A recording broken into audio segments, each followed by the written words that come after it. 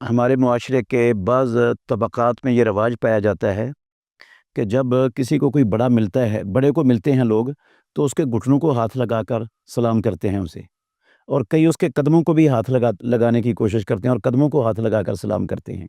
کیا یہ طریقہ ٹھیک ہے؟ یہ طریقہ ہرگز ٹھیک نہیں ہے۔ یہ طریقہ بلا شک و شبہ غلط ہے۔ اس لیے غلط ہے کہ آسمان کے نیچے، اللہ کی زمین پر، مسلمانوں کے ہاں محمد الرسول اللہ صلی اللہ علیہ وسلم سے بڑی ہستی اور شخصیت نہ دنیا میں پیدا ہوئی ہے اور نہ قیامت تک پیدا ہونی ہے۔ اللہ کے نبی سے بڑا دنیا میں نہیں آیا کوئی بھی، اور پیارے پیغمبر محمد الرسول اللہ صلی اللہ علیہ وسلم کے ساتھ صحابہ جب ملتے تھے تو آپ کے گھٹنوں کو ہاتھ لگا کر یا آپ کے قدموں کو ہاتھ لگا کر سلام کرنے کی کبھی کسی صحابی نے کوشش نہیں کی۔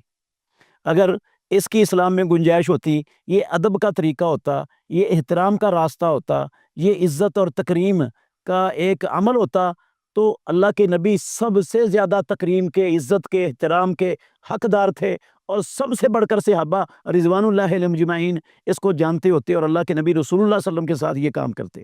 تو نہ انہوں نے رسول مکرم صلی اللہ علیہ وسلم کے ساتھ یہ کام کیا، نہ اپنے خاندان کے بڑوں کے ساتھ کیا، نہ اپنے ماں باپ کے ساتھ کیا۔